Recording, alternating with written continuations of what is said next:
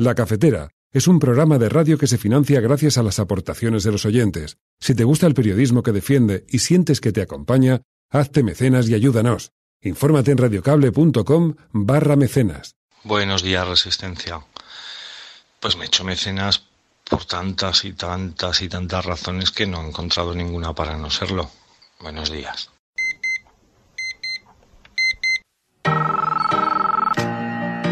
Son las 8:30 de la mañana. Las 7:30 en la Casa Museo de José Saramago, en Tías, Lanzarote.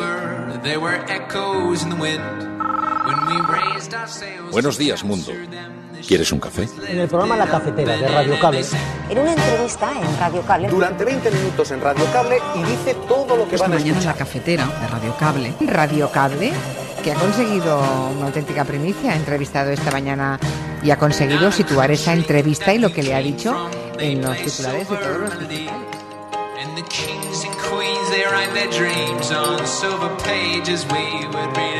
La Cafetera de radiocable.com. Dirige Fernando. De govern a govern, escoltant-nos i donar sortida a aquest clam persistent i que el veiem permanent que es viu a la societat catalana. O no va negociar el president Macià amb el govern de la República Espanyola? La pregunta del pleno de hoy es la siguiente. ¿De verdad que usted quiere ser presidente de la Generalitat? ¿De verdad que después de su intervención usted pretende que nos convenzamos de que usted se presenta a esta investidura con la voluntad de estar al frente del gobierno de Cataluña? Con sinceridad he de decirle que creo que no, señor Turull. Que no sé per què fem aquest ple avui. L'única raó que a nosaltres ens acut és perquè demà hi ha una citació judicial. Però després d'escoltar la intervenció no acabem de veure el sentit de la cosa. Perquè realment estem davant d'una contradicció evident. Es vol el suport de la CUP, però es fa una proposta, i jo no ho dic pejorativament, tot el contrari, de tipus autonomista. Porque ni ha aceptado la realidad, ni ha venido con la valentía de reconocer la verdad, de que todo esto ha sido una farsa, de que no se lo creen ni ustedes, de que no hay república, de que no hay independencia, de que no hay reconocimiento internacional, de que no hay Arcadia feliz de la Catalunya independiente. Aquesta votació no ha obtingut la majoria absoluta que estableix l'article 4.3 de la Llei de Presidència de la Generalitat i del Govern i d'acord amb l'article 4.4 de l'esmentada llei, el candidat ha de sotmetre's a un segon debat y a una segunda votación. Prudentes porque, desde luego, si hay que tomar decisiones, habrá que tomarlas con toda la información encima de la mesa. Creo que a nadie se le escapa que Ciudadanos, cuando ha tenido que tomar decisiones importantes, no le ha temblado el pulso, y les puedo asegurar que no nos va a temblar el pulso si hubiera que tomar decisiones importantes aquí en la Comunidad de Madrid. Mantengo que, en espera de esas aclaraciones, que se sepa que son decisivas porque el asunto es muy grave y que se sepa además que mientras no haya estas declaraciones, pues estamos poniendo en riesgo instituciones. Yo insisto en que la presidenta Cifuentes debe dimitir porque no es sostenible tener a una presidenta del Gobierno que ha cometido semejante fraude, que es constitutivo de delito, al frente de la Comunidad de Madrid y al frente de las universidades públicas españolas.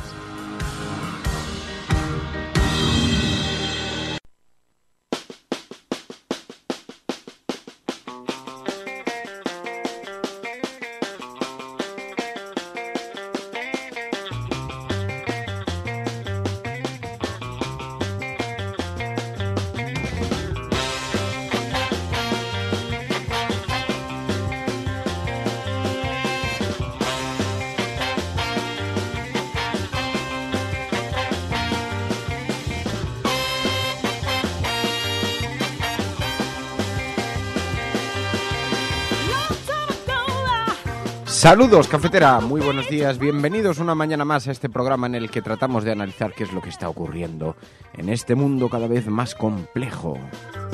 Buenos días Twitter, buenos días Facebook, buenos días mundo, buenos días redes sociales. Aunque hoy mencionar a Facebook tal y como están las cosas en las últimas horas, que hemos sabido esa fuga masiva de datos que se ha producido y que parece que podrían haber permitido, dicen, manipular o intervenir en las elecciones norteamericanas. Bueno, hoy no vamos a hablar de eso, no está en las portadas de los periódicos, pero hoy tenemos un programa francamente interesante en el día en el que las redes sociales han quedado inundadas por los carnets de los mecenas cafeteros.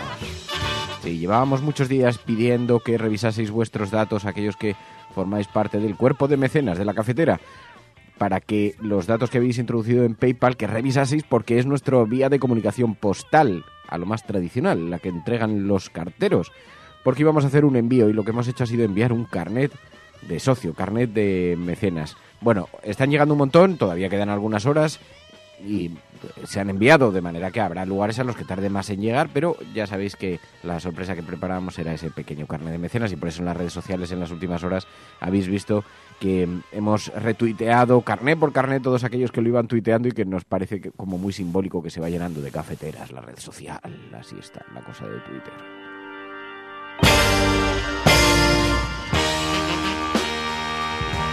Bueno, pues hoy decía, tenemos un programa muy especial porque es viernes en el que servimos un café de puchero que cocinamos a fuego lento aquí en la cafetera y sabéis que tenemos un primer bloque de actualidad y después tenemos el Videoforum, el análisis de la cafetera hoy sobre la película El Gran Carnaval, sobre el comportamiento de los medios de comunicación y ahí vamos a reflexionar sobre la naturaleza de los medios y la parte más oscura, en ocasiones despiadada de los propios medios de comunicación, que queda muy bien reflejada en esa película, en El Gran Carnaval de Billy Wilder, que ha sido la película elegida esta semana para el ejercicio colectivo del Videoforum. Ya sabéis que proponemos una película una vez a la semana, lo vemos en la audiencia y después procedemos a su comentario con un análisis que va un poco más allá de lo cinematográfico. Bueno, pues vamos a hablar del Gran Carnaval, lo vamos a hacer con Pilar y con María Navarro.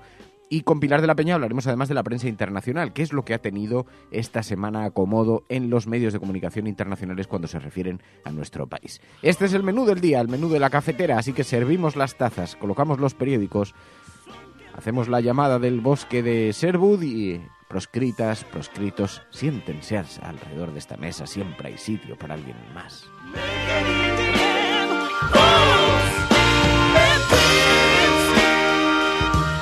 En un día en el que las portadas de los periódicos están con el foco colocado sobre Cataluña, sabéis que ayer se produjo una sesión en el Parlament para tratar de investir presidente a Jordi Turull. No salió adelante, la abstención de la CUP impidió la elección del aspirante en la primera vuelta.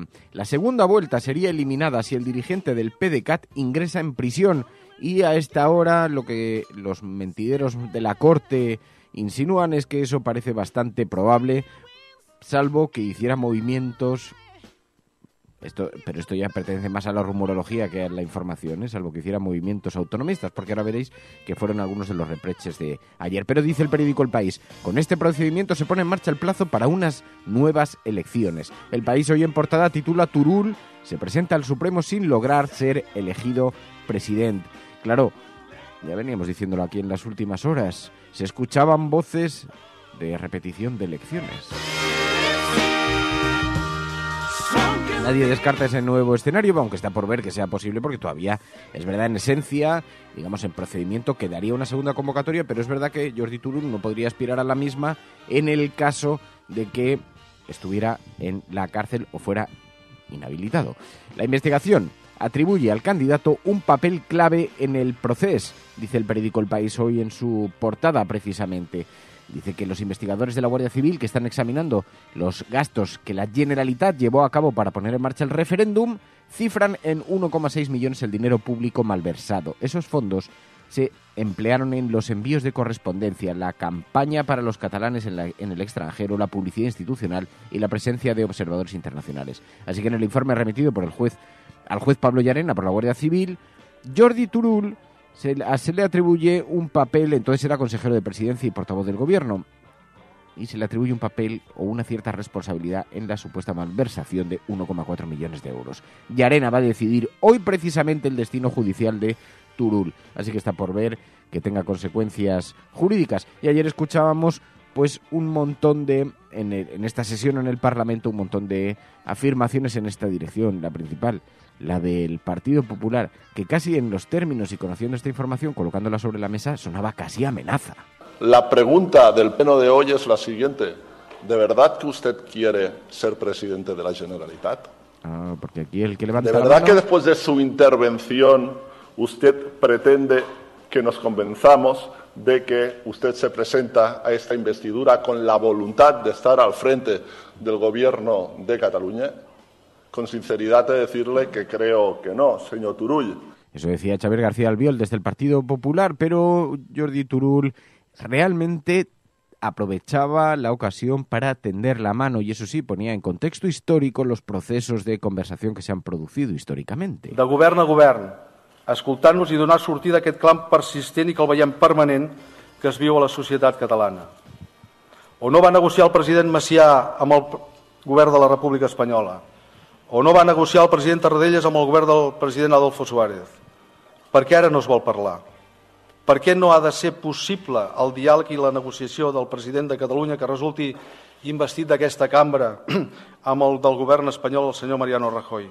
La veu i els representants de més de 2 milions de catalans que votació rere votació han defensat i votat en diverses ocasions a favor d'una Catalunya independent no mereixen ni ser escoltats? Eso preguntaba Jordi Turull, si no merecían ser escuchados esos 2 millones de catalanes. Y PSC también hablaba de... Decía, no sabemos exactamente cuál es el objeto de esta convocatoria, de este pleno del Parlament. I després d'escoltar la intervenció del candidat, que no sé per què fem aquest ple avui. L'única raó que a nosaltres ens acut és perquè demà hi ha una citació judicial, però després d'escoltar la intervenció no acabem de veure el sentit de la cosa. No terminaban de encontrarle el señor Miquel Iceta sentido a la cosa, decía. También Inés Arrimadas, Ciudadanos, dijo, pero ustedes ¿por qué no explican exactamente por qué estamos donde estamos y cómo estamos así? Usted ha sido capaz de decepcionar a todo el mundo.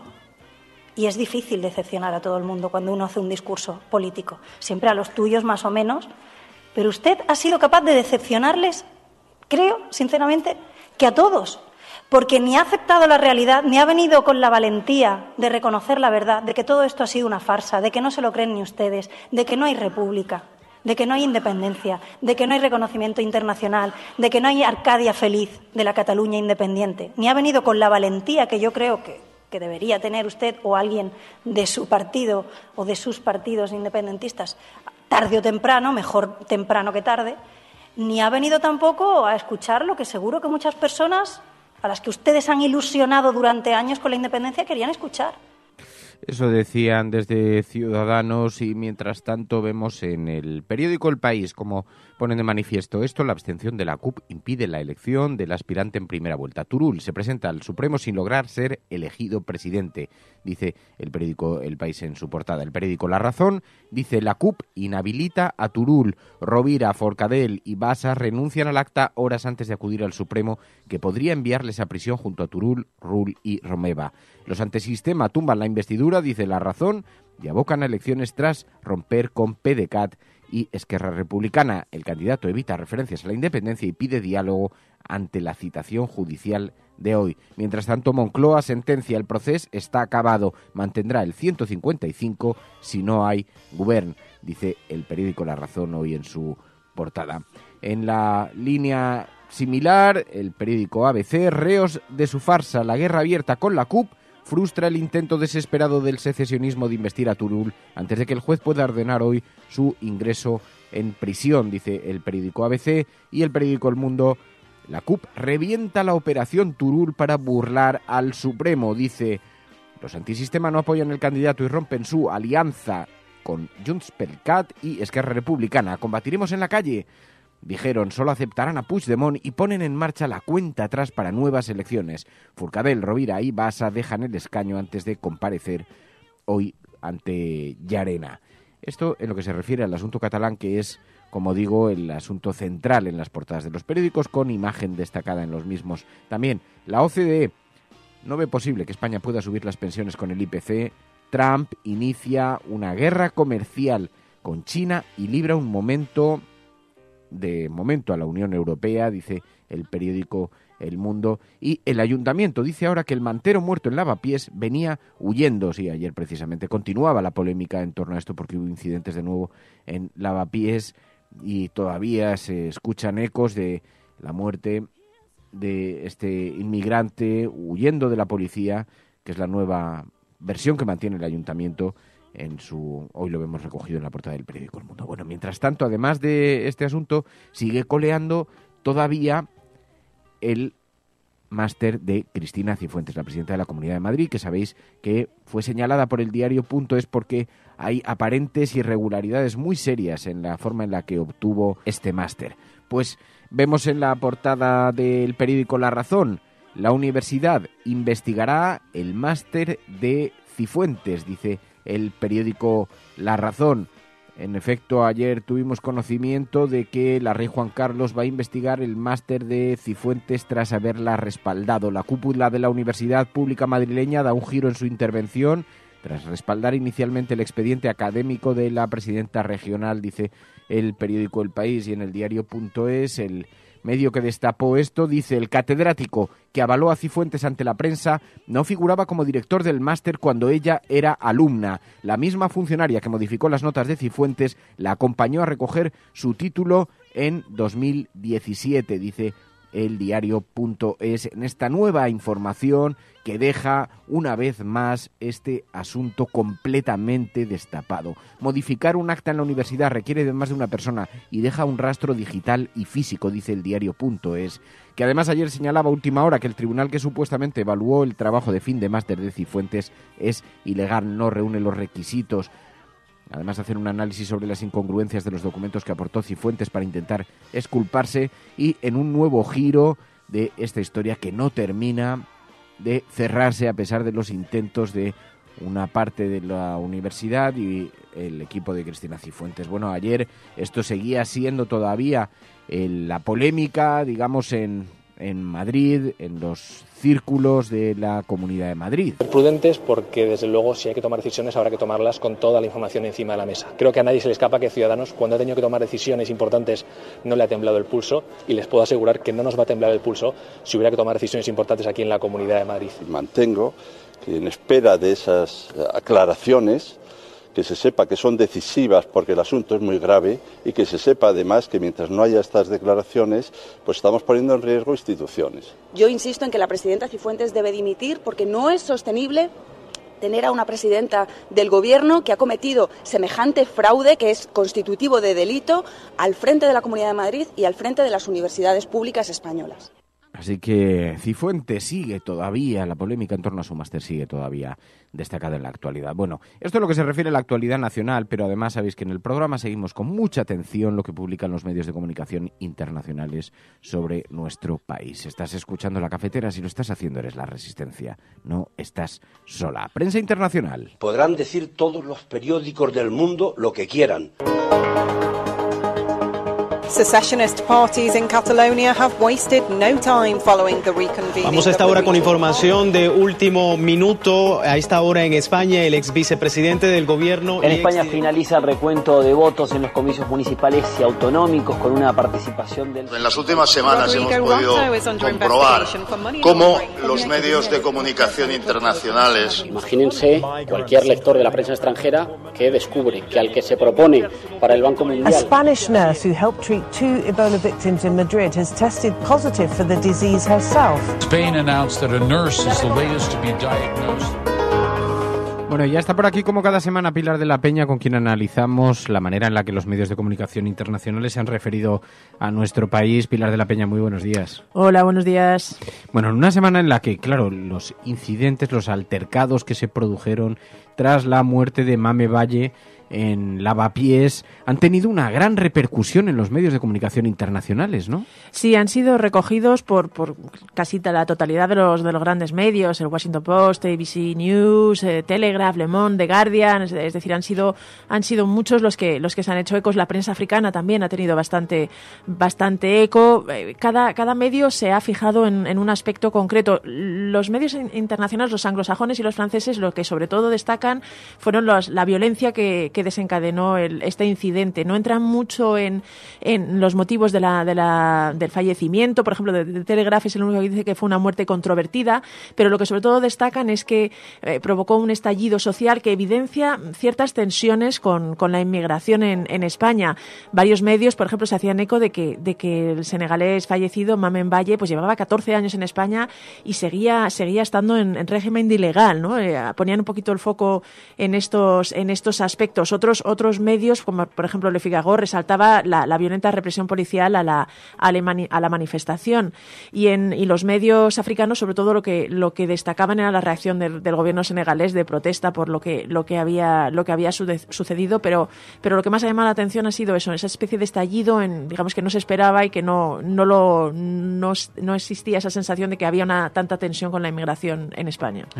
Hay un artículo muy interesante que habías destacado hace unos días y que quizá conviene recuperar, de Stefanie Müller en Weibo, en la revista alemana, hablando precisamente de esta situación, de la manera en la que los africanos terminaban marchándose a Europa porque los problemas de integración en España eran muy altos, ¿no? Sí, ella lo achacaba un poquito a la burocracia pero decía que el sistema era muy complicado casi per se, ¿no? Es decir, que sobre todo para los inmigrantes africanos les costaba mucho conseguir papeles, conseguir la residencia, se les acababan las ayudas sociales a los 18 meses. Este artículo además era de finales de febrero, es anterior a todos los incidentes de Lavapiés, los destacamos, yo creo que lo comentamos aquí, de hecho, porque era bastante, ponía un poquito el foco en esto, ¿no? El artículo también explicaba que ese era uno de los motivos por los que muchos inmigrantes se marchaban a Alemania, sobre todo subsaharianos. Pero venía a resaltar esto, un fallo, digamos, en la política de inmigración del gobierno español, por eso, ¿no? Por esa complicación, por la burocracia, por centrarse un poco en la falta de inversión, en la integración de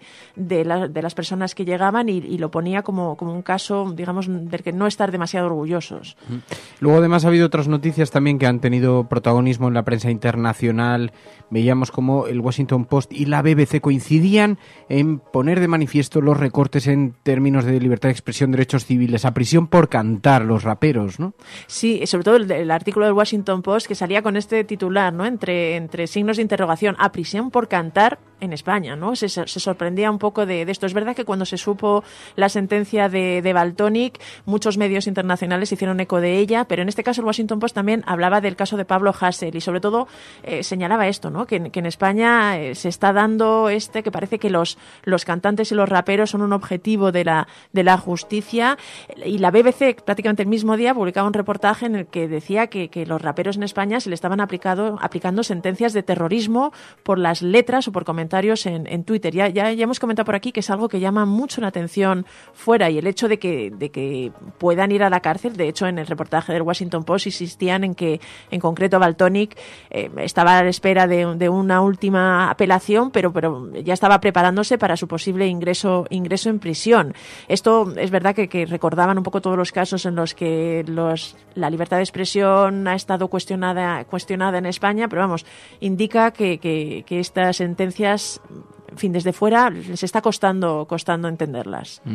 Además, el barco español de la ONG Open Arms, que sabéis que ha sido retenido en Italia, también esta información ha saltado a los medios internacionales. Sí, también, igual que con lo del senegalés y con la muerte del inmigrante Lavapiés, todos los grandes medios, el Wall Street Journal, The Guardian, The Times, ha llamado mucho la atención porque además es uno de los pocos barcos que quedan en la zona rescatando inmigrantes. Esto es algo que destacaba, por ejemplo, el diario francés L'Express, que hace un año había 10 barcos de ONGs en la zona rescatando inmigrantes y ahora solo quedaban 2, entre otras cosas por distintas amenazas o por sugerencias y presiones que habían hecho que las ONGs se retiraran. Y en concreto con el barco de Proactiva y de Open Arms, los medios internacionales lo relacionan un poquito con digamos, lo que llaman la creciente intolerancia, si entre comillas es una expresión que utilizaba The Times, que está habiendo en Italia hacia la inmigración. Recordaban que en las elecciones la preocupación por la inmigración ha sido uno de los asuntos claves y que explica un poquito el resultado electoral, en que ha habido un gran auge del partido de la Liga Norte, que es prácticamente extrema derecha, y a la vez del movimiento 5 Estrellas, porque en fin, hay una desafección de los votantes italianos hacia la forma en que se están gestionando muchos asuntos, y en concreto ¿no? Y por esto lo destacaban especialmente. También es verdad que, por ejemplo, la prensa italiana, que también se ha hecho eco del secuestro, porque ha sorprendido el hecho de que un barco que se dedica a rescatar inmigrantes muchos medios tiraban secuestro. En realidad ha sido más un embargo o una retención por parte del fiscal o de un juez en Sicilia. Pero los medios italianos lo que venían a decir es que se acusaba un poco a la ONG española de contravenir un poco a adrede, ¿no? Es decir, de forma deliberada, el acuerdo Italo-Libio, que es un acuerdo bastante polémico, incluso en la propia Italia, que establece que los guardacostas libios son los que tienen un poco la potestad para encargarse de los refugiados, y que el barco de Open Arms había intentado ir directamente a Italia, y este era el motivo por el que el juez había actuado. Oye, ¿Cataluña sigue estando en los medios internacionales? Sí, sigue estando porque la verdad es que casi cualquier cosa que se produce sobre Cataluña les interesa y lo resaltan. En este caso, todo el debate y todo, digamos, todo lo que se está produciendo en torno a la posibilidad de la investidura está llamando la atención. Están pendientes, digamos que no provoca grandes artículos, pero sí que la renuncia de Jordi Sánchez ha tenido repercusión, ha sido recogida por varios medios, y sobre todo la posibilidad de que Jordi Turull sea el candidato.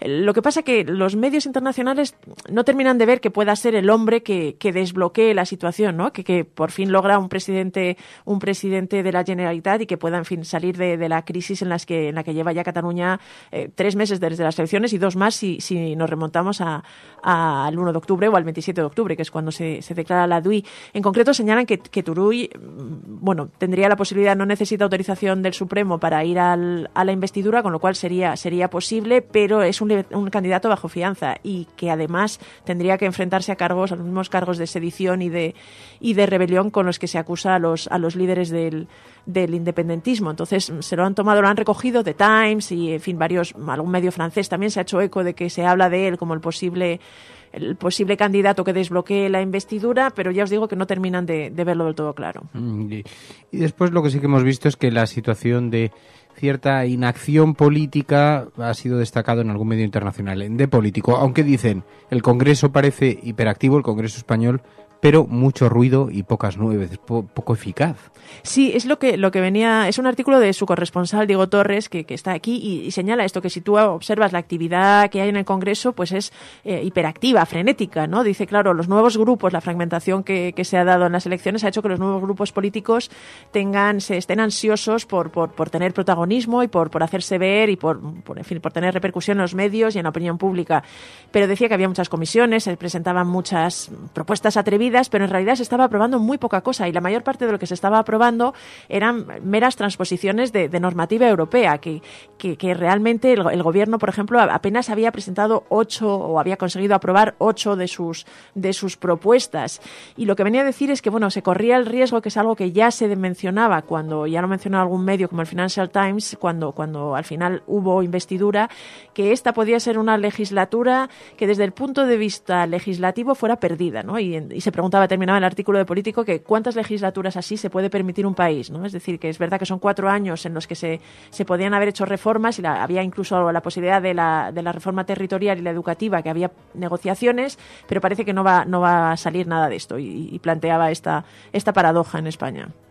Oye, y en otras noticias no relacionadas con nuestro país que hayan tenido repercusión, entiendo que Facebook ha sido el gran protagonista informativo de estos días, ¿no? Sin duda, Facebook y Cambridge Analytics, que es la empresa que realmente está un poco en el ojo del huracán por aquello de que es la empresa a la que se acusa de haber aprovechado los datos irregularmente, aprovechándose los datos de 50 millones de perfiles de Facebook para influir políticamente, ¿no? Este caso además lo ha destapado The Guardian, que ha contactado con el número 2 de esta empresa, que fue de hecho el analista de datos que desarrolló un poco toda la estrategia y la herramienta, ¿no?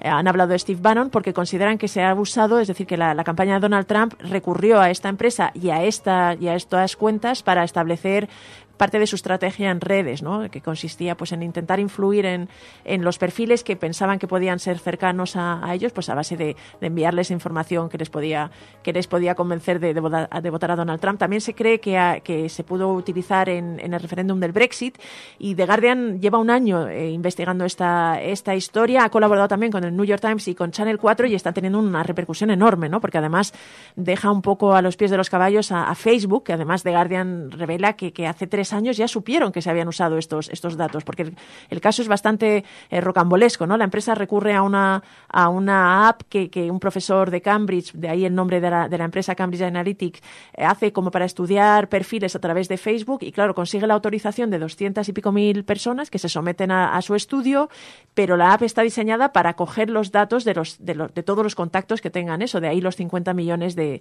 perfiles. Entonces es una historia que bueno, tiene muchísimas ramificaciones y que está afectando a bastantes y que digamos que está interesando mucho porque en fin toca muchos palos y que los medios están bastante pendientes, porque además todo este tema de la ciberguerra, de las fake news, está, ya os digo, en el ojo de los principales medios de comunicación. ¿Y Sarkozy también? También, Sarkozy, el hecho de que la detención del expresidente francés, por supuesto en todos los periódicos franceses, por aquello de la dudosa financiación de una de sus campañas electorales, relacionada además con Libia, pero dada la persona de Sarkozy, ha llamado la atención de otros muchos medios que destacan eso, ¿no? Que ha estado detenido y que ahora se está poniendo en cuestión la forma en que financió, en concreto con vínculos con Libia, con Gaddafi. Profundizaremos algo más porque esto dará que hablar. No en vano ha estado en la cárcel Sarkozy por ello. Pues Pilar de la Peña. Bueno, vamos a hablar ahora de la película El Gran Carnaval de Billy Wilder. ¿La has visto, la película? La he visto. Pues quédate con nosotros y reflexionamos sobre el periodismo y los límites y los excesos, ¿te parece? Pedazo reflexión, sí. Muchas gracias, Pilar. Seguimos aquí en la cafetera. A vosotros.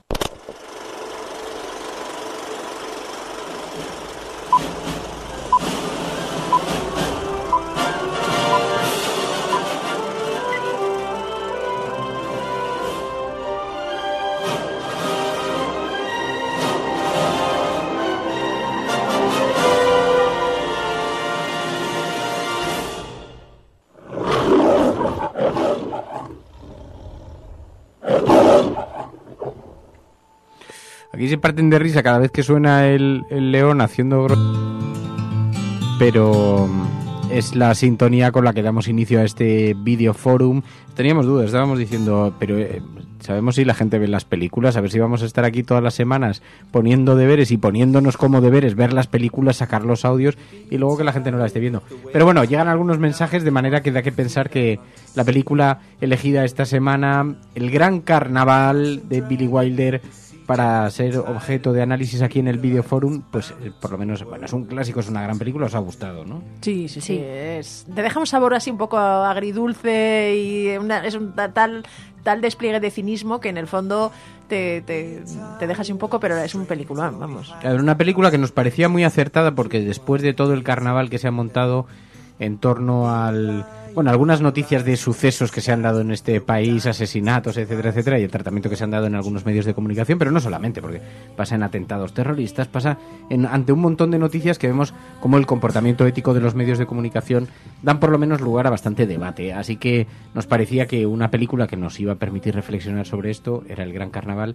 y nos parece una película en ese sentido que está muy, muy bien traída, muy bien encajada. Un hombre que ha quedado enterrado en una mina mientras estaba buscando restos arqueológicos para ganarse la vida. Y a partir de ese momento aparece un periodista, Charles Tatum, que es un periodista que ha sido expulsado de un montón de medios de comunicación y que vive sus horas más bajas precisamente por esa razón en la profesión, pero decide montar un auténtico show a costa de demorar la salvación de este herido durante por lo menos 6 o 7 días, cuando en realidad podían haberle sacado en unas horas. Así que Tatum provoca un bochornosísimo espectáculo de intencionalidad supuestamente informativa, dicen en los análisis, pero que tiene como objeto básicamente mantener la noticia viva para poder sacarle rédito personal.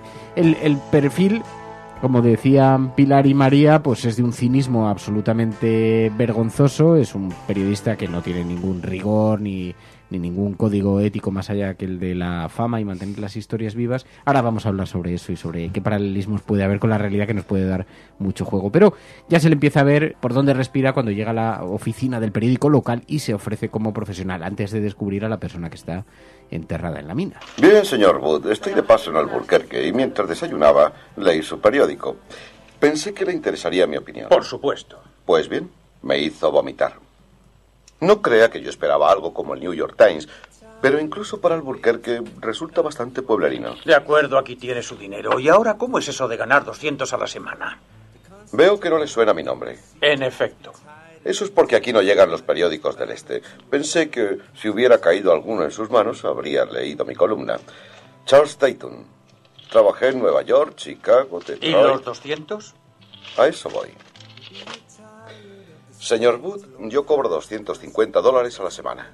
Puede conseguirme por 50. ¿Por qué es tan bueno conmigo? Conozco los periódicos de arriba abajo. Sé escribirlos, editarlos, imprimirlos, embalarlos y venderlos. No necesito a nadie ahora. Sé tratar todo tipo de noticias y si no las hay, salgo a la calle y le muerdo a un perro. Bueno. Así que con tal declaración de intenciones, el director del periódico termina contratándolo. Ya eso nos da una muestra de que la crítica, es verdad que aquí tenemos al personaje principal, a Tatum, que es un gran y excesivo descerebrado, pero la crítica afecta un poco al espectáculo de los medios de comunicación, porque él encuentra su primera historia cuando lleva un año trabajando en el periódico, que es la historia de este hombre, su primera gran historia, de este hombre que está enterrado en una mina, y a partir de ahí empiezan a asistir numerosos medios de comunicación que se comportan no de una manera tan cínica, pero de forma bastante similar, ¿no? Bueno, yo creo que demuestra la falta de autocrítica que suele haber en los medios de comunicación y también de los propios periodistas, porque no nos paramos a pensar en si una cosa está bien o mal, sino si es noticia o no es noticia. Y yo creo que esto lo refleja muy bien. De hecho, creo que la película es una crítica clara a los medios de comunicación, incluso también a la ciudadanía, ¿no? A lo fácil que es muchas veces manipularla, engatusarla hasta el punto de que llegan a olvidar que todo lo que están haciendo se suponía que era para salvar a una persona. Pero de hecho a mí lo que me llama la atención es que el periodista, cuando entra en el despacho del director, dice una gran verdad, y es que conoce muy bien cómo funcionan los medios de comunicación, conoce muy bien cómo funciona la psicología de la opinión pública y es capaz de tocar las teclas adecuadas, ¿no? Y eso te da que pensar. Él, de hecho, tiene muy claro que su única posibilidad de volver, porque bueno, es despedido de los medios por su mal comportamiento, por distintas circunstancias, él tiene clarísimo que su única posibilidad de volver, digamos, a la élite, como él lo llama, pasa por encontrar una noticia y poder enganchar al resto del país. Y a pesar de que es un personaje con una capacidad ética bastante dudosa, hay que decir en su honor y en su favor que espera un año hasta que le llega la noticia, es decir, no la falsifica del todo, luego se aprovecha de ella y le va montando en torno a ella el circo, ¿no?, en el que se convierte todo, pero es verdad, ese conocimiento de cómo funcionan los medios y cómo funciona la opinión pública a mí me llama la atención. Claro, porque tampoco, esto nos pasa mucho con las películas que vemos aquí en la cafetera, tampoco se trata de buscar similitudes precisas con la realidad. Se trata de una metáfora, de una exageración, de una historia llena de metáforas, porque luego se llama el Gran Carnaval, pero lo que se monta es un auténtico circo. Tal es así que alrededor del lugar de la mina donde está este hombre enterrado hay un auténtico circo, porque la afluencia de gente es tan grande que allí se montan atracciones y todo. Entonces es el circo de los medios. No se trata de pensar si esto es verosímil o no, si puede ocurrir o no. Sí, ni siquiera si hay un periodista tan cínico como para provocar, incluso a riesgo de la muerte de alguien, mantener la noticia. Pero lo que sí que es evidente es la manera en la que se denuncia, cómo se estiran las noticias, cómo se va jugando con los tiempos de una forma tan atroz que en este caso termina, y empiezan los spoilers, con la vida de la persona que está atrapada en la mina. Pero claro, vemos la falta de ética, también, como dice Pilar, un profundísimo conocimiento de los medios de comunicación, y probablemente esto es lo que hizo que a la profesión periodística esta película le cayese realmente mal, porque había algunas críticas en medios de comunicación de la época. El crítico del New Yorker decía: Kirk Douglas, que es el actor principal, es la versión más absurda de un periodista que he visto en mi vida, porque en cierta forma, aunque exageraba el perfil del periodista, también estaba poniendo en evidencia algunas de las prácticas del periodismo que consisten básicamente en eso. Que, por cierto, la película dispara también en una buena medida contra la propia audiencia de esos periódicos, porque claro, son parte necesaria de toda esta ecuación, de todo este sistema. Bueno, y también de que quieren formar parte de ese circo, ¿no? A mí lo que me parece alucinante es esa manera que tiene de cautivar a la gente, ¿no? Tanto al sheriff, además sabe a quién tiene que cautivar. Al sheriff, tiene que cautivar a la persona que se supone que va a salvar la vida de esta persona que está atrapada. Sabe que también tiene que cautivarse a la mujer del atrapado, ¿no? Y decirle: tú tienes que llorar por tu marido, tenemos que todos juntos unirnos para hacer una buena escena de teatro, porque al final se trata de eso, de que él es el director de la obra y todos tienen que hacer lo que él quiere para que luego él pues pueda sacar su portada de periódico y entonces todo vaya según lo previsto. El problema es que muchas veces las personas son imprevisibles y no todo va como tú pensabas. ¿Sabes? Este podría ser un buen reportaje, Chuck, no creas. Es un espectáculo. Miles de serpientes entre las matas y la gente ahumándolas y matándolas. No me digas. Miles de serpientes entre las matas. Me bastan 50, pero sueltas en Albuquerque. Como el leopardo aquel en Oklahoma. La ciudad presa del pánico. Las calles vacías. Las casas cerradas y los niños evacuados. Todo el mundo armado. 50 asesinos sueltos. 50. Una por una las van eliminando. Cazan a 10, 20. Tienen ya 40, 45, 49. ¿Dónde está la última serpiente? ¿En una guardería? ¿En una iglesia? ¿En un ascensor? ¿Dónde? Me rindo. ¿Dónde? En el cajón de mi escritorio, amigo. Escondida y nadie lo sabe. ¿Ves? La noticia se alarga 3 días más y luego, cuando estoy bien preparado, sacamos el gran extra. El Sun Bulletin captura la última. ¿De dónde sacas esas ideas? Y está contando un poco las prácticas o la ecuación que tiene en la cabeza para manejar esta... 3 años. 3 años tirados por la ventana. Yo no he ido a ninguna escuela, pero sé qué noticias interesan porque antes de trabajar en un periódico los vendía por las esquinas. ¿Y sabes lo primero que aprendí? Las malas noticias se venden mejor. Porque una buena noticia no es noticia. Hay que echar gasolina. Y ese echar gasolina se convierte en una auténtica metáfora, porque hay muchas metáforas en el texto, precisamente, ¿no? Sí, no, de hecho, cuando echa gasolina es cuando para precisamente en el sitio que está en ese momento totalmente abandonado, desolado, que es una reserva india en la que está la cafetería o el bar y la gasolinera de la familia del hombre que está atrapado, y entonces empieza a entrar en contacto con todo el drama humano y con la gran noticia, ¿no? Pero lo curioso de la película es que el periodista se erige en auténtico director, como decía María, de la escena y de todo el rescate. Es curioso cómo consigue convertirse en el personaje central que lo dirige todo, ¿no? Es el único que tiene autorización para ir a entrar y hablar con el minero, y de hecho se gana su confianza, se lo considera su amigo.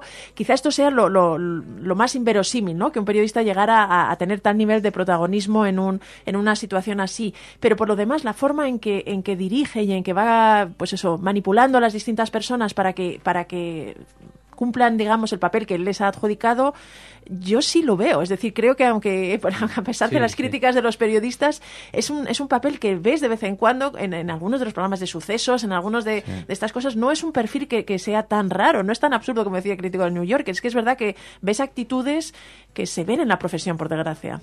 Habría sido bonito hoy invitar a alguien a participar, algunos periodistas así muy en activo, muy reconocidos, porque luego es verdad que la película pone en evidencia algunas prácticas de los medios de comunicación que forman parte de la normalidad de la vida de los medios de comunicación, y no en su versión más exagerada, más dramática o incluso más lamentable, como retrata aquí en la película, sino que es verdad, dices, él busca aliados para la información, pero busca una serie de personajes que tienen un cierto protagonismo en lo que está ocurriendo, y también es capaz de encontrar una noticia allí donde realmente minutos antes había un accidente local y prácticamente sin mayores repercusiones.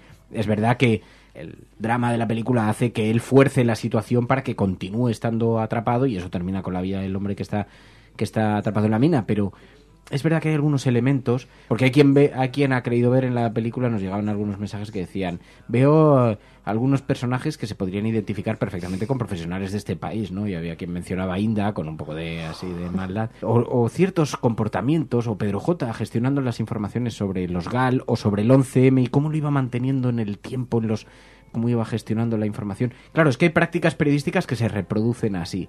No todo es malo per se porque se produzcan los periódicos, pero es verdad que a veces llega a ser diabólico, ¿no? La utilización que se hace, sobre todo cuando se abusa de las sensaciones, del drama, del sensacionalismo, para tocar ciertas teclas del interés de los ciudadanos, ¿no? Más allá del interés informativo, que pues es interesante que haya un señor atrapado en una mina. Bueno, puede tener una cierta historia humana, pero cuando eso se convierte en una cosa seriada durante días, sostenido, que está atacando las emociones, la mujer, el dolor, el sufrimiento, estamos hablando ya de sensaciones, ¿no? De otro territorio diferente. Bueno, y esto también demuestra lo importantes que son los tiempos a la hora de sacar una información. No hace falta que nos vayamos a algo de esta manera tan dramático. Hay que verlo en que muchas veces vemos informaciones sobre casos de corrupción justo en una fecha en la que ha pasado algo anteriormente, y al final digamos que lo leemos y vemos cómo va encajando todo, y no, las cosas no pasan normalmente por casualidad, las cosas se publican en un tiempo que está muy pensado y que puede ser criticable o no, pero es así. Hola Resistencia, muy buenos días. Me ha gustado muchísimo la película El Gran Carnaval y os agradezco este ejercicio porque la verdad es que no la conocía y si no llega a ser por vosotros creo que se me habría pasado. Y bueno, como digo, sí me ha gustado mucho, pero también me ha dejado chafada, ¿no? Porque, claro, me parece una crítica demoledora a cierto tipo de periodismo y bueno, sobre todo lo que me preocupa es que me parece que está bastante vigente y eso que es de los años 50. Es algo que da que pensar, ¿no? Esa búsqueda de sensacionalismo, ese querer contar historias que golpeen en las entrañas, como dice el protagonista. Y bueno, también cómo presenta al público y ese circo o espectáculo que se forma alrededor de ciertas noticias. Curiosamente leía que en su momento no tuvo gran éxito aquí en Estados Unidos. Los medios salieron a la defensiva a decir que bueno, que en realidad las cosas no son así, que ellos comprueban las cosas y no actúan de esa manera, y la gente probablemente no se quería ver reflejada de esa forma. El propio Billy Wilder creo que dijo algo así como que nadie se quiere gastar $5 para ir al cine y que le digan que es una persona miserable.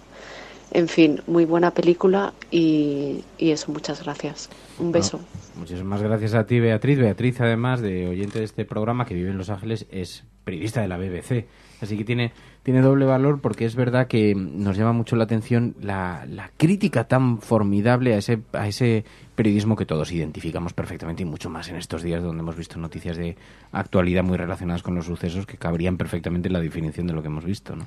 Sí, de hecho, a mí me provocaba también la reflexión de ahora mismo está muy en boga la película de Los papeles del Pentágono, que es un poco lo contrario, ¿no? Un ejemplo de buen periodismo y de hecho de cómo diferentes medios son capaces de colaborar un poco con la idea de que hay noticias que son por el bien común y que es verdad que no todo el periodismo es así, pero es verdad que hay una parte del periodismo que también es así. En este sentido, creo que es eso, haría falta bastante más autocrítica, como decía María, eso se echa en falta.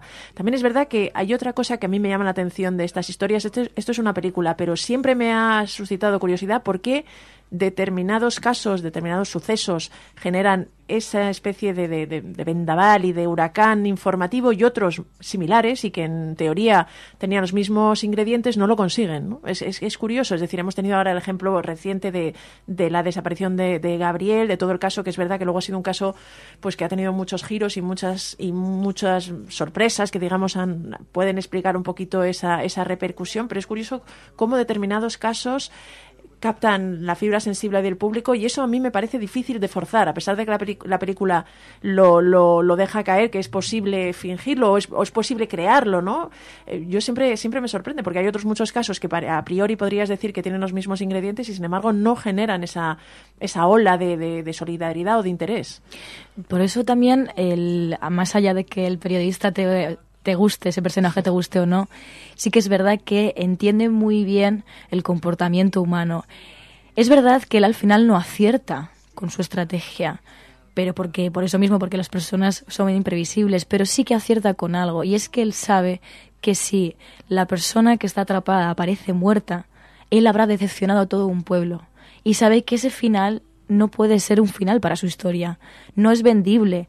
Luego lo intenta vender, pero él es consciente de que no es vendible y que para terminar bien esa historia tiene que tener un final feliz. Y esto me llama la atención porque no lo trata tanto como un artículo periodístico, como un reportaje, no, lo trata como una historia, con su presentación, nudo y desenlace, que es algo muy difícil también de trasladar al relato periodístico. Da tristeza ver películas de esta naturaleza porque vemos el peor rostro de la gran máquina, de la gran picadora de carne en la que se convierten muchas veces los medios de comunicación, con las historias, con los personajes, con los protagonistas. Hay un interés, que es que la historia salga adelante, pero a partir de ahí, la persona que está detrás de ella en muchas ocasiones pasa a un segundo lugar, ¿no? Siempre se ha hablado de los juguetes rotos, de los grandes damnificados de la televisión, de los grandes personajes, gente a la que se ha estado dando muchísimo protagonismo en los medios hasta que deja de ser interesante, y entonces los medios, y esa gran picadora de carne que en ocasiones es verdad que se convierte el periodismo, o incluso como ciertos personajes se convierten, son destacados como elementos de la corrupción y de forma despiadada, y de pronto vemos que en realidad son personajes accesorios de la historia, no son ni el principal ni tal, y se lleva por delante vidas, familias, de todo por el propio tratamiento que dan los medios, ¿no? La crítica por eso es muy salvaje, porque lo retrata con un caso. Luego nos pasa en este ejercicio, en el Videoforum, y con esta película pasa especialmente, pero claro, por eso decía, no hay que buscar paralelismos muy reales si esto es verosímil o no, si es posible o no es posible, porque las películas se comienzan escribiendo desde el final. Es decir, a través de dónde va la historia, pues se construye todo un relato que haga coherente esa historia. Es difícil que en la vida real los sucesos en los medios de comunicación sucedan de esta naturaleza. A veces suceden, como decía Pilar, de forma mucho menos planificada. Van sucediendo las historias, se pueden ir estirando más o menos, guardando ciertas cosas o no, pero en general va sucediendo como se puede, ¿no? Ahora, sí es llamativo esto que decías, Pilar, porque además lo hemos reflexionado en los últimos días. ¿Por qué hay historias que conectan de pronto con la ciudadanía de manera brutal y otras que pasan más desapercibidas siendo sucesos parecidos? La muerte de Gabriel, el asesinato, tuvo una gran repercusión que a lo mejor tuvo que ver con los tiempos en los que sucedió todo. En apenas 10 días nace el caso y conocemos el desenlace en apenas 10 días. Otros casos son desaparecidos que se mantienen en el tiempo, se va desgastando el interés. Aquí participó mucho la gente con una actividad en las redes sociales y que hizo que mucha gente se sintiera partícipe o protagonista en la historia. También los propios padres eran personajes que los medios, bueno, tuvieron cierto protagonismo en los medios, pero también reunían una serie de cualidades que llamaban mucho la atención. La propia pareja del padre nueva, una familia que estaba separada, que estaba dividida y que de pronto... Entonces había como muchos elementos que hacían que la gente conectase, ¿no? A veces no se dan estas historias, pero es interesante saber por qué ha pasado el fenómeno que ha pasado en un fenómeno de esta naturaleza, ¿no? Sí, a mí siempre me ha suscitado interés. No tengo las respuestas, porque por ejemplo también Diana Kerr fue otro caso que generó muchísimo volumen de interés, y por ejemplo se dilató más en el tiempo, ¿no? Aunque es verdad que al final se aclaró las cosas, porque también hay tantos casos de desaparecidos que tienen mucho eco y que luego nunca se vuelve a saber de ellos porque no se termina aclarando. Pero volviendo a la película, decía una cosa el protagonista, el periodista Chuck Tatum, que decía algo así como: prefiero a una sola persona encerrada en una mina que a 80, porque es más fácil que la gente empatice. Y quizá también eso es verdad, ¿no? Es decir, cuando son casos de una persona que lo haces como tuyo, lo haces como, pues, podría ser mi hijo, podría ser mi hermano, podría ser mi amigo, podría ser... En estos casos es quizá más fácil empatizar o sentirte próximo, aunque eso no explica por qué hay ciertos casos que conectan con la gente y otros mucho menos. Bueno, y de hecho en esta historia tenía un montón de personajes. Tenía el personaje de la mujer, con la que puede empatizar pues una persona pues también más o menos de la edad de ella. También empatizaba pues con el atrapado, ¿no? Seguramente con muchos trabajadores de ese perfil. También estaba el sheriff, ¿no? Que es el que ponía el orden y entonces daba seguridad a la ciudadanía, y entonces a ti te empatizaba porque te daba seguridad como ciudadano de ese pueblo. Tenía todos los personajes para crear esa historia, pero pensaba que lo tenía todo atado y no lo tenía nada atado. Me metí demasiado lejos esta vez. Tuve que hacerlo para encontrar algo. Por ahí atrás ya está todo limpio. Pero encontré una joya. Vale más de $50. Entonces el suelo se derrumbó. Quizás ellos no quieren que me la lleve. ¿Ellos? ¿Quiénes? Los indios muertos. Estamos rodeados. Esto es una tumba con momias de más de 400 años. Solían enterrarlos aquí, junto con estas ollas llenas de maíz y de cuentas. Eso es muy interesante, Leo. Sigue. Sí. Quizás han estado observándome mientras sacaba cosas y se enfurecieron. Los malos espíritus, ¿eh? Te vas a reír de mí y vas a creer que estoy loco. Pero cuando uno está aquí solo, le da por pensar. Hazme un favor, ¿quieres? Levanta otra vez esa olla y mírame. ¿Qué estás haciendo? Fotografiarte. ¿Para qué? Para que salgas en el periódico. ¿Qué periódico? En un periódico de Albuquerque. ¿Mi foto? Por supuesto. ¿En serio? Quieren saber qué aspecto tienes. Y voy a escribir un reportaje. Querrán saberlo todo de ti. Te animarán. ¿Qué te parece? ¿Salir en el periódico? Vamos a tomar otra. Deja que me limpie la cara. ¿Quieto? Y no digas nada de esos espíritus. No quiero que sepan que estoy asustado. No te preocupes, Leo. Soy tu amigo. Lo sé. Por eso puedo contártelo. Claro que sí. Es cuando se encuentran en la cueva el periodista y la persona que está atrapada. Me hace gracia esa, porque esa falsa sensación de... Soy tu amigo, tú me puedes contar si yo no tengo más interés que el de ayudarte. Sí, ya de paso, pues hacernos unas fotos aquí, contar que te tal, y se convierte en el único interlocutor con él frente... Vamos, de hecho es el que dirige todo el operativo de rescate y lo va retrasando hasta que finalmente fallece.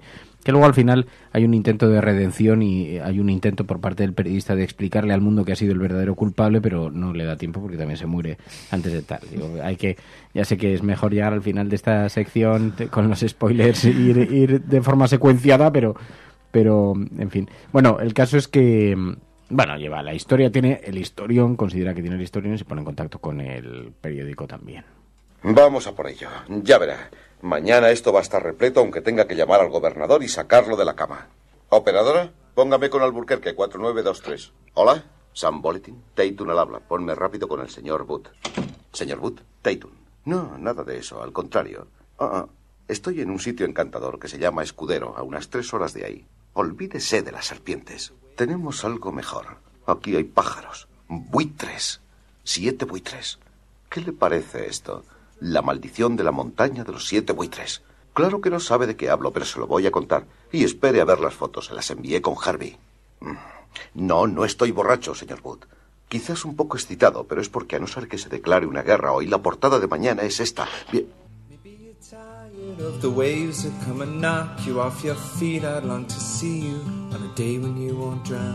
Hola, cafetera. La película de esta semana refleja una verdad de la vida. Si haces algo de manera irresponsable o egoísta y te va bien, probablemente estés provocando que a otra persona u otro colectivo le vaya peor. Y a menudo, cuando quieres revertirlo, ya es demasiado tarde. Un saludo.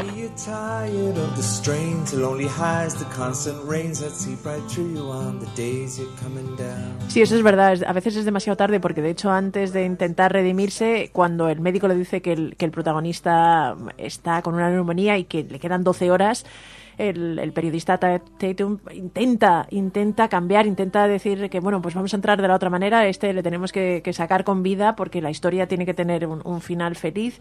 Y es verdad que muchas veces estirando las cosas, las consecuencias son irreversibles, ¿no? Es una lección de la vida, aunque, en fin, yo creo que en este caso no es con la que yo me quedaría, pero...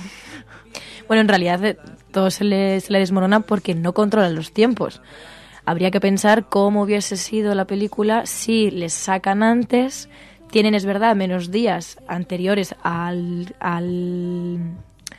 salvamento, pero sí que es verdad que si los sacas con vida, luego tienes mucho que contar, tienes entrevistas, tienes tal.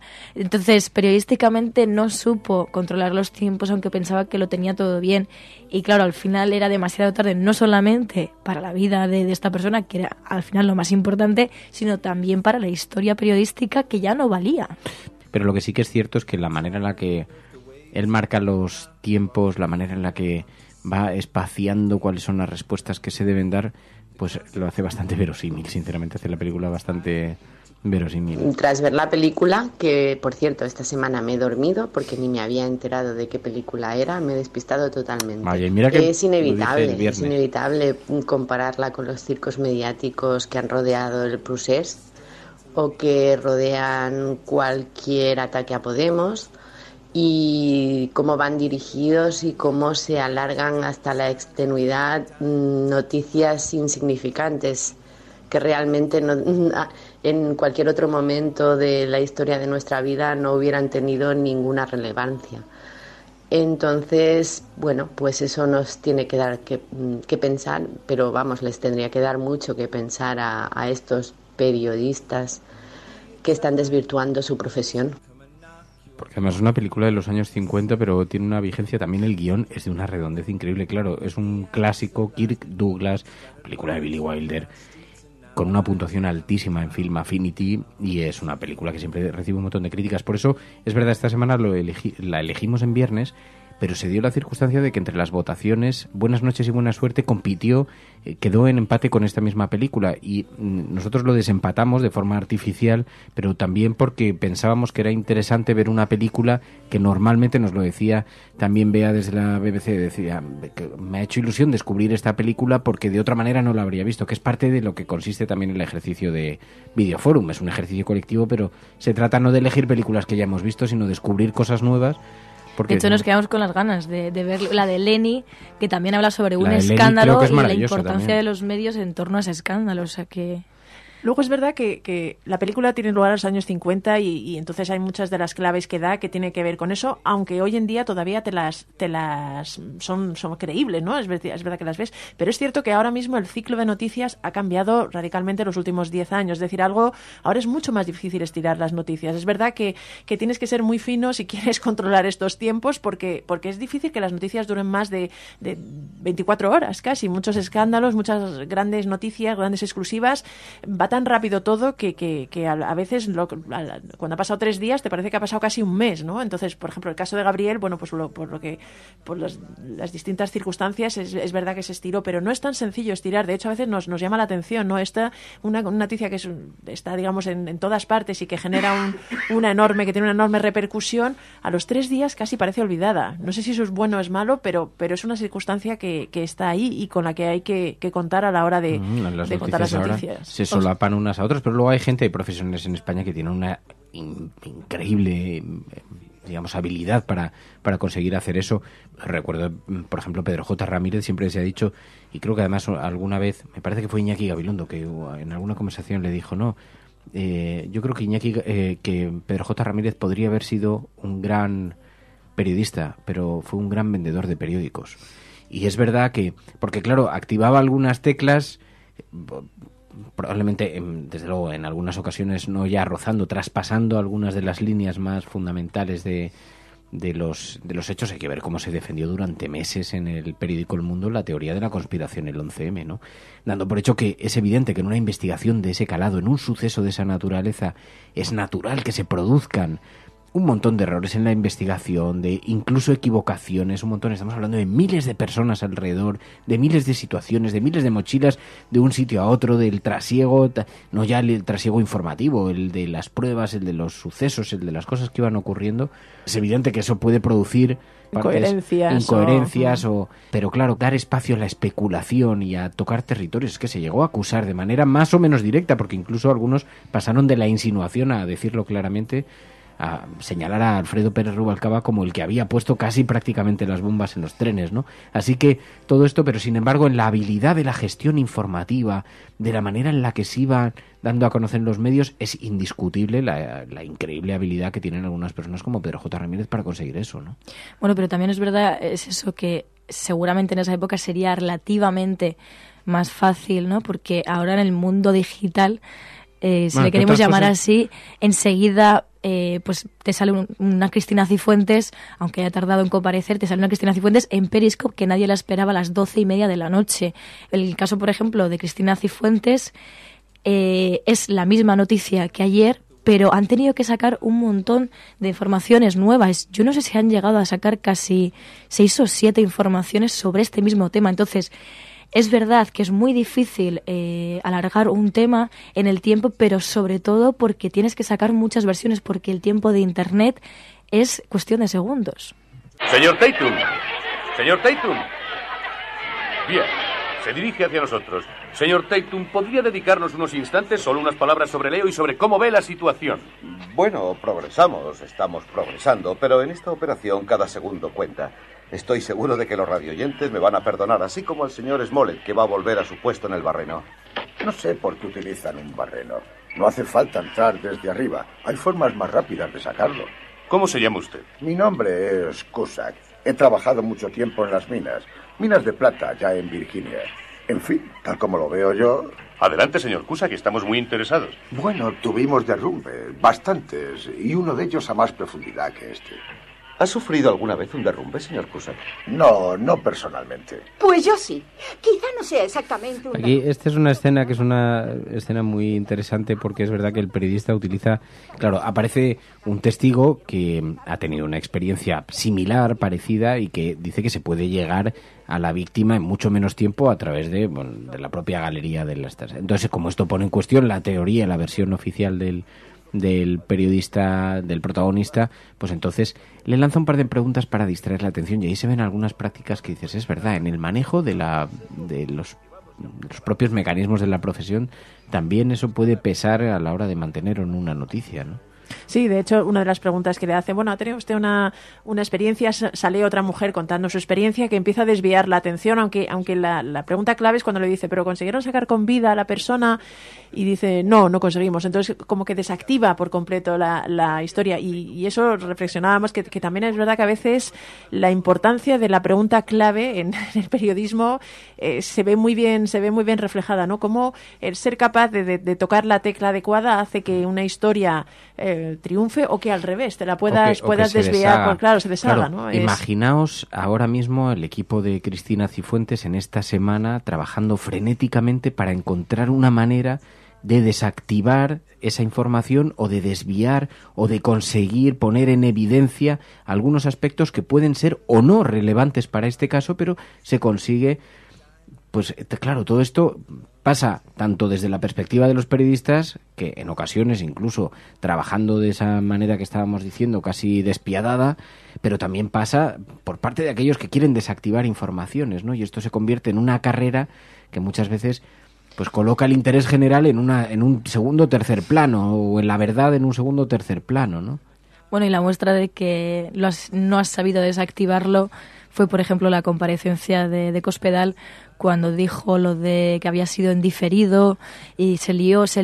Entonces, ahí no lo vas a desactivar, sino que lo vas a volver a activar, ¿no? Entonces, como en cuestión de segundos, tienes que decidir cuál es la pregunta o cuál es la respuesta clave para desactivarlo. No, a mí una cosa que me ha gustado de esta película es que retrata la peor parte de una profesión que, por otra parte, tiene elementos muy dignos. Y antes hablabas de los papeles del Pentágono, sobre todo en el mundo anglosajón, que hace películas como Los papeles del Pentágono y como esta, en el mismo país, es verdad que con algunos años de diferencia, pero es verdad que son capaces de hacer una profunda autocrítica a través del cine de ciertos aspectos de la profesión, pero también halagar algunos aspectos, porque el periodismo finalmente es una de las bases. Yo esto lo repito mucho, pero me parece que es una idea fundamental para tener una cierta consideración sobre una profesión que te da elementos de crítica sobre los poderes, ¿no? Y es uno de las... Claro, por eso el mundo anglosajón lo considera uno de los pilares fundamentales de la democracia, ¿no? Es el cuarto poder, pero tiene sentido que sea un contrapoder a partidos políticos, a grandes poderes de las multinacionales, etcétera. Muchas veces se entremezclan intereses y tal. Pero luego también hay una reflexión que sí que me gustaría hacer, porque la película es muy crítica con la profesión, es muy crítica con ese aspecto de la profesión. Lo decía Héctor Aguilar Camín, el escritor mexicano. A mucha gente le gusta un buen filete, un buen solomillo, pero muy poca de esa gente estaría dispuesta a ver cómo se obtiene, ¿no? Y cómo se despieza un animal vivo para obtenerlo. A veces, él lo comparaba muchas veces con el funcionamiento de la democracia y en parte con el funcionamiento de los medios de comunicación, ¿no? La práctica, la gestión de las noticias, el pacto que supone, bueno, esta parte bien, puedo tolerar estos márgenes, no publicar esto, sí, a cambio puedo publicar esta parte, ¿qué tal? Eso es una convivencia cotidiana en el mundo de la información, ¿no? Pues tú hablabas antes de la aproximación a las fuentes, ¿no? Cómo el periodista se hace amigo, se hace pasar por amigo esto, pero a veces es verdad que para conseguir fuentes o para conseguir que alguien te cuente la historia, digamos que no es una actitud 100% en este caso, honesta, claro, ¿no? Es tan obvio que es un abuso porque la persona está en una clara debilidad, en una clara tal, pero a veces la persona con la que se está relacionando es un corrupto que le está pasando información que va más allá de la pequeña corruptela que haya podido cometer, pero está apuntando mucho más arriba, y eso puede permitir destapar un gran caso de corrupción que se lleve por delante a un gobierno de corruptos, ¿no? Entonces ahí siempre hay márgenes que lo retratan muy bien las películas. Hay que decir que todo este tipo de prácticas no ocurren en la cafetera, y no porque la cafetera sea gente muy bondadosa, porque no trabajamos este tipo de información, pero es verdad que si te pones a analizar la profesión periodística o el ejercicio del periodismo, muchas veces te puedes encontrar con los mataderos de la carne, ¿no? con los grises, con los matices, que no todo es blanco-negro, que a veces, bueno, hay que jugar un poco en ese terreno. ¿Qué es eso de un nuevo giro? Ya lo has leído. Sacaremos a Leo mañana por la mañana, pero por la otra vía. ¿Qué otra vía? La que deberíamos haber utilizado. La vía fácil. ¿Y por qué vamos a hacer tal cosa? Te lo diré. Porque se está muriendo ese chico. Y eso no es bueno para mi historia. Estos casos deben tener un final feliz para satisfacer la curiosidad humana. Cuando has conseguido exaltar a la gente, no puedes nunca defraudarla. No quiero entregarles un cadáver. Esa es la razón. ¿Y quién dice que se va a morir? Lo digo yo. Quizá muera o quizá no, pero una cosa es segura. Si hacemos ese cambio tendremos que explicar un montón de cosas. Saquémosle primero, luego pensaremos las respuestas. ¿Por qué tenemos que arriesgarnos? ¿Por qué no seguir con el barreno? Nos daremos la mayor prisa posible. Esta es la conversación entre el periodista y el sheriff, y el periodista ya empieza a sufrir la catarsis, está dándose cuenta de que la víctima va a morir si siguen en esta estrategia, y decide pues cambiarla, pero ya es demasiado tarde. Ya todo no solamente el sheriff está completamente... Ya le da igual exactamente lo que le ocurra a la persona que está. Ya habíamos visto que el perfil del sheriff también en parte era ese, pero entonces, bueno, el periodista intenta dar marcha atrás, pero es demasiado tarde y termina falleciendo. Sí, en este sentido, al final tiene un cierto ataque de ética, o por lo menos de responsabilidad, o de conciencia, ¿no? No sé cómo llamarlo, pero claramente el sheriff no. Y de hecho eso probablemente es una realidad, ¿no? Que en muchos casos, ante situaciones fingidas o ante situaciones, pues eso, manipuladas, alguien se termina echando para atrás, que son los filtradores, ¿no? Como que les llama, o las personas que desvelan al final la información desde dentro, porque si no, también hablábamos de cómo desvelar al público en muchos casos. Generalmente es muy difícil si no te dan la información desde alguien desde dentro, te la confirma, o ciertas cosas te indica por dónde tienes que ir a buscar, porque si no son situaciones muy opacas que no se pueden o que no sabrías por dónde empezar, ¿no? En este sentido se ve como claramente ahí es una de las cosas incontrolables que decías, ¿no? Como que decía María también, de las cosas que no siempre puedes controlar, cómo las personas al final reaccionan a veces pues por ataques de conciencia en el último minuto, aunque en este caso no sirve para gran cosa. Bueno, de hecho, el propio periodista, que parece, cuando empiezas a ver la película, pues parece una persona con una gran fortaleza, con un gran escudo en contra del sensacionalismo que él mismo desprende, pero luego, a medida que la historia no va encajando como él esperaba, se va debilitando. Y yo eso, de hecho, no me lo esperaba. Yo pensaba que iba a aguantar el igual tipo. También del... Sí, porque luego se le ven algunas actitudes que tiene, por ejemplo, con la mujer de la víctima. Es un absoluto machista, es la versión del peor ser humano, ¿no? En toda y la utilización que hace. Hay un momento que parece que trata de matarla, de hecho, y que ella coge y le apuñala. El periodista ya va apuñalado en el último tramo de la película, lo cual hace que muera antes incluso de la catarsis final, donde él está tratando de redimirse y está tratando de contarle al mundo que la culpa ha sido suya, porque él ha ido dilatando esta situación hasta que ha llegado un punto en el que ha muerto la víctima. Pero no logra llegar a este punto porque casi, no sé por qué, hay un momento en el que trata de asesinar a la mujer. Bueno, el personaje de la mujer es un personaje también bastante cuestionable, ¿no? Para empezar, no parece ni lo más mínimo preocupada por su marido. De hecho, hay un momento en que intenta huir al principio de la película, hasta que la convence el propio periodista para que se quede, porque la necesita para su historia, ¿no? Es decir, probablemente pues era una mujer amargada y, en fin, con un matrimonio en el que no era feliz.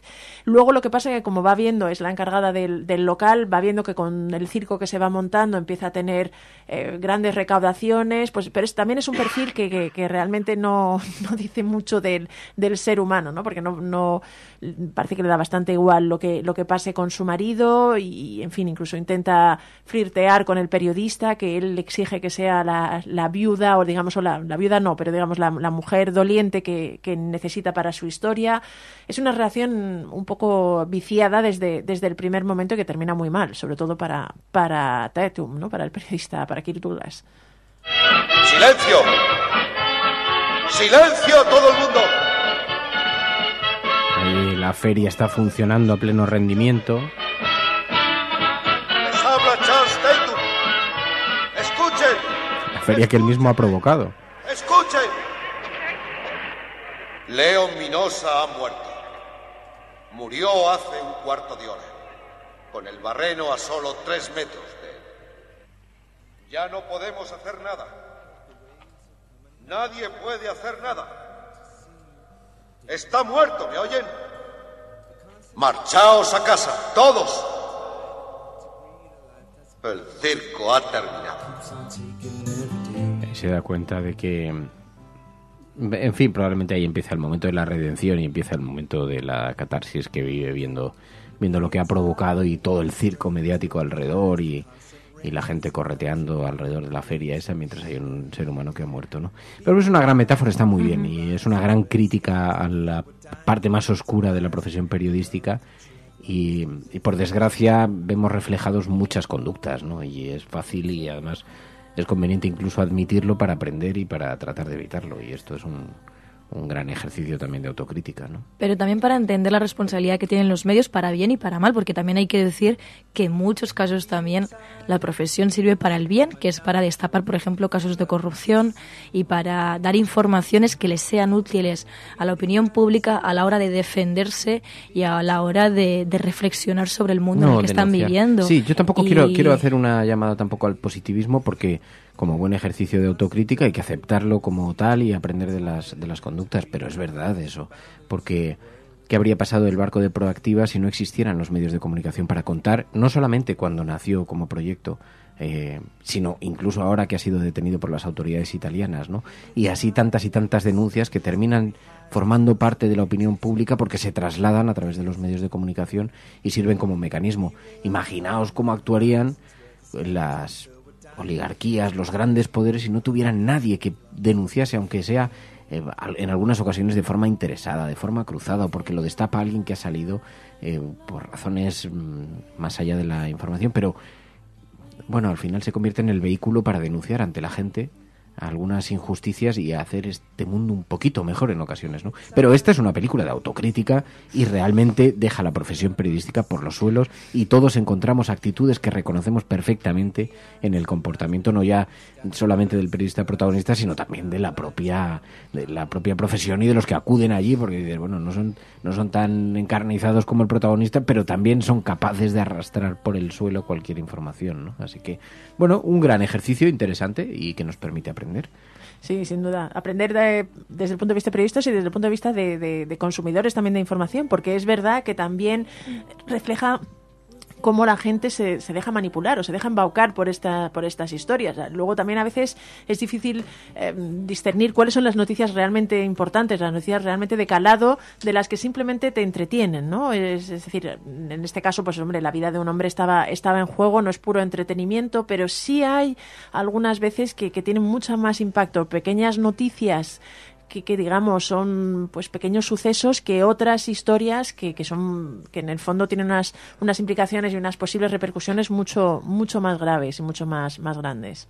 A ver, sobre todo porque sean más difíciles de explicar, y yo creo que por eso también los sucesos pues generan más empatía, porque al final suelen ser personajes muy muy cercanos, ¿no?, a la audiencia, y por eso también es tan difícil muchas veces que los casos de corrupción consigan empatizar con las personas que están leyendo esa noticia, ¿no? Muchas veces, pues de tantos casos de corrupción que nos abruman, la sensibilidad hacia eso pues se va desvaneciendo, ¿no?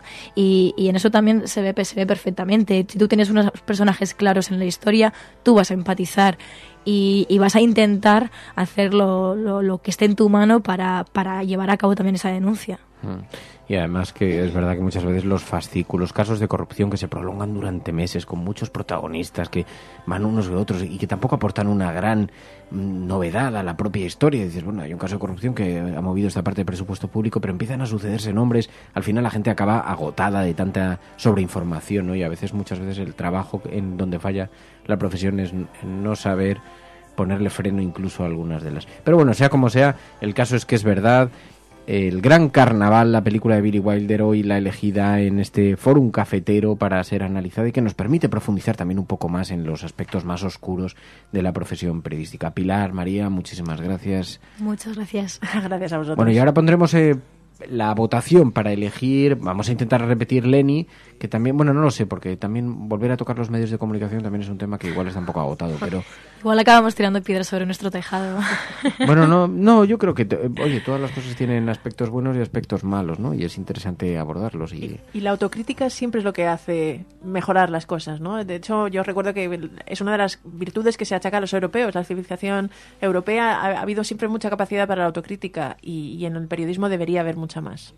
Pues así están las cosas. El Gran Carnaval, Billy Wilder. Si no la habéis visto, pero estáis escuchando este programa, os recomendamos, de verdad, es una gran película. Os va a dar muchos recursos después argumentales para defenderos y para protegeros ante algunos abusos de la profesión y además establecer también filtros, que es muy interesante. Así que muchísimas gracias a todos. Gracias María, gracias Pilar. Muchas gracias. Gracias a vosotros otra vez. Y nos vamos a marchar, volvemos el lunes. Ahora a continuación pondremos en Twitter la votación en un ratito. Cuando vuelva de la tele ponemos a continuación la votación y podemos elegir una película para el próximo Videoforum. Siempre hay 6 o 8 horas para elegirla. Si volvéis dentro de 6 o 8 horas al tweet, veréis cuál ha sido finalmente la elegida, aunque lo damos a conocer también a través de Telegram, de los grupos de Twitter, etcétera, etcétera. Gracias, nos vamos. Muchísimas gracias a todos por vuestra ayuda. Pasad un buen fin de semana, disfrutad y volved otra vez aquí el lunes a la gran mesa de la cafetera en el bosque de Sherwood. Adiós a todas, cuidaos, sed malas. La Cafetera es un programa de radio que se financia gracias a las aportaciones de los oyentes. Si te gusta el periodismo que defiende y sientes que te acompaña, hazte mecenas y ayúdanos. Infórmate en radiocable.com/mecenas. So there we go, we'll take the high